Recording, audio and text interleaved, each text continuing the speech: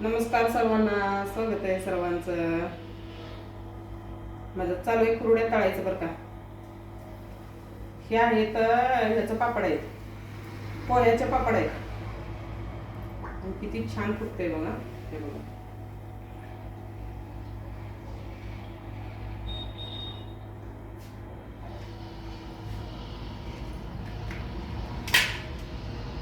आता बघा हे एवढं आहे आणि खायला तरी इतकं टेस्टी लागतंय. पोह्याचं पापड लय छान लागतंय, सगळ्यात छान पोह्याचं पापड.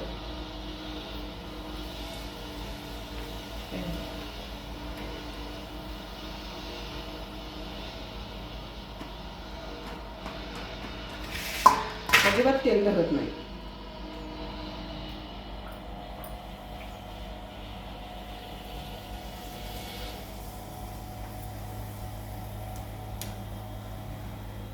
तेल जरा मी ज्यादा घेतलंय बरं का, मला ज्यादा तळायचं आहेत कुरड्या, त्यामुळे मी ज्यादा घेतलंय. रोज रोज तळायचं होत नाही, एकदाच तळून ठेवलं तर आठवड्याभर जातंय. हे 5 तळले पापड पोह्याचं, तर किती मेंढ्या दिसतात बघा. केवढं होतं केवढं म्हणजे.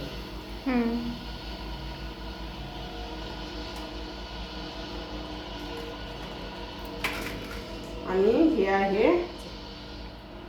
एवढंच दिसतंय. आता फुगतंय किती बघा. हे रव्याची कुरडई आहे बघा. हे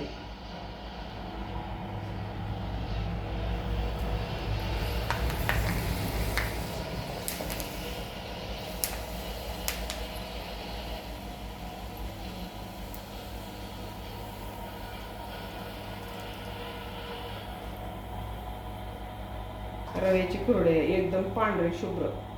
बऱ्याच बायका म्हणते आमच्या रव्याच्या कुरड्या पांढऱ्या येत नाही, त्या पांढऱ्या येत नाही. त्याला काय करायला लागतं, भिजवावं लागतं. नंतर रोजच्या रोज स्वच्छ त्याचं पाणी स्वच्छ दुसरं बदलावं लागतं पाणी, तेव्हा होते त्या कुरड्या अशा. आणि या त्या तुम्हाला पोह्याचं सांगितलं दाखवते काय, कुरडई सारखं चकली म्हणजे तळलेलं पोह्याचं.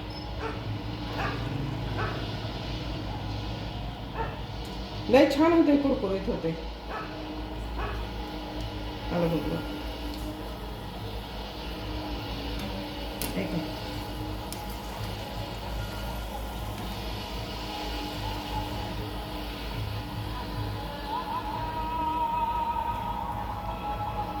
पोह्याचं.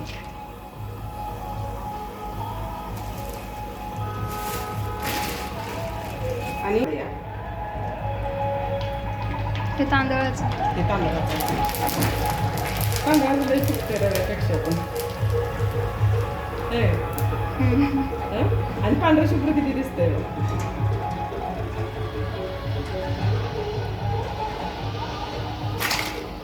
रव्यापेक्षा पण तांदळा, आणि तांदळाच्या खायला पण कुरकुरीत असते ते रव्यापेक्षा.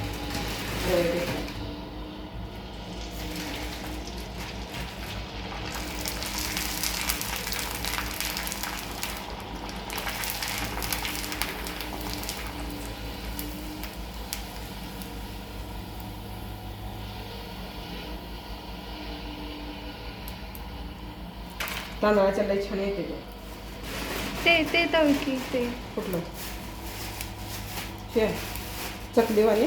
ते नाही, हे नाही. शाबूचं. हा, शाबूचे. शाबूच पापड अजून नीट वाळलं नाही गेली. बघ ट्राय करून ते बघते. अजून नीट वाळलं नाही बरं का. शाबूचं आणि बटाट्याचं पापड आहे तर साल पापड, ते चटचट करते. वाळलं नाही अजून. वाळलं नसलं नाही इतकं फुगत नाही. अजून नीट वाळलं नाही, आजच केलंय बघा. आणि ह्यात बटाटा किती छान दिसतोय किसल्याला, आणि खायला पण लई चव लागते. हे माहित आहे बघा बटाटे शाबूचं फुगतोय नाही. हे फुगते. शाबू फुगतोय,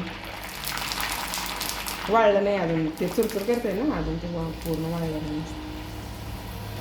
हे शाबूचं उपवासाचं आहे बरं का. काय काय पाहिजे ते ऑर्डर करा, कोणाला पाहिजे असलं तर. काय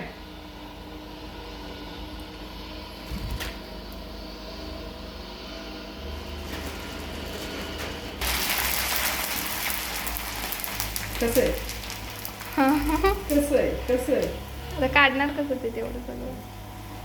काढायचं की असंच.